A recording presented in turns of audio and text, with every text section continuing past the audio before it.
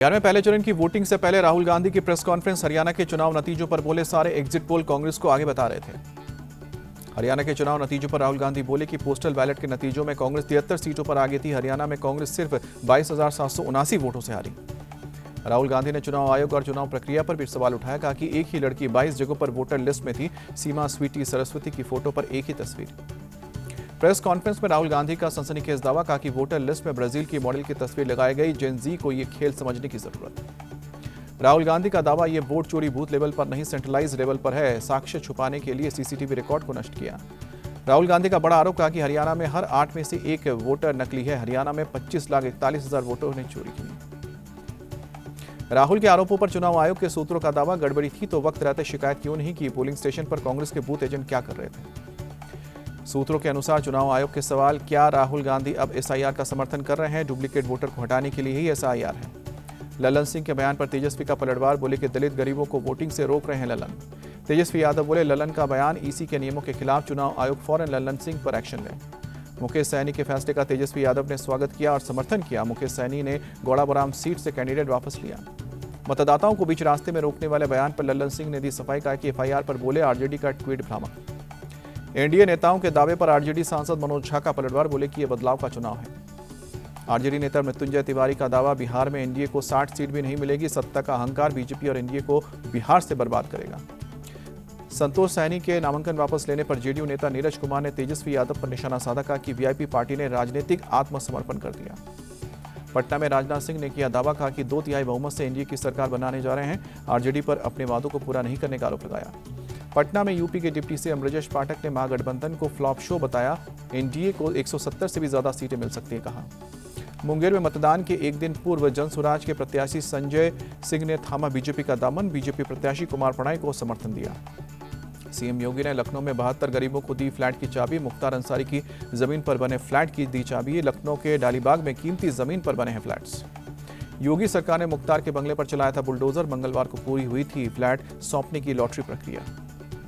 Flat की चाबी सौंपने के बाद बोले सीएम योगी, कब्जा करने वाले अपराधियों का यही हाल होगा। माफिया की जमीन पर गरीबों का आशियाना बनेगा।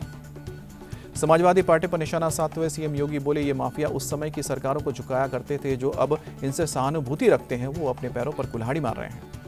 मिर्जापुर में चुनाव रेलवे स्टेशन पर बड़ा हादसा। ट्रेन से कटकर 6 लोगों की मौत। रेलवे ट्रैक पार करते हुए कालका हावड़ा एक्सप्रेस की चपेट में आए यात्री।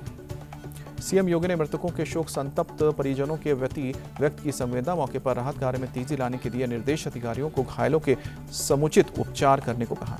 बहराइच में बड़ा हादसा। ट्रेलर ने बाइक को पीछे से मारी टक्कर। 1 साल के बच्चे समेत बाइक सवार सभी 4 लोगों की मौत। बिलासपुर ट्रेन दुर्घटना में मृतकों की संख्या बढ़कर 11 हुई। हादसे में 20 यात्री घायल हुए। रूट पर ट्रेनों का परिचालन शुरू। मुंबई के बड़ाला इलाके में ट्रायल के दौरान एक मोनो रेल दुर्घटनाग्रस्त हुई। ट्रेन में नहीं थे कोई यात्री। ड्राइवर और इंजीनियर को सुरक्षित बचाया गया। पटना में सुबह सुबह लंबा ट्रैफिक जाम लगा। एम्स फ्लाईओवर पर लगा जाम। कई किलोमीटर लंबे जाम में फंसे लोग। कार्तिक पूर्णिमा के वजह से पटना में पवित्र स्नान करने के लोग पहुंच रहे थे। मरीन ड्राइव इलाका सुबह से ही जाम था।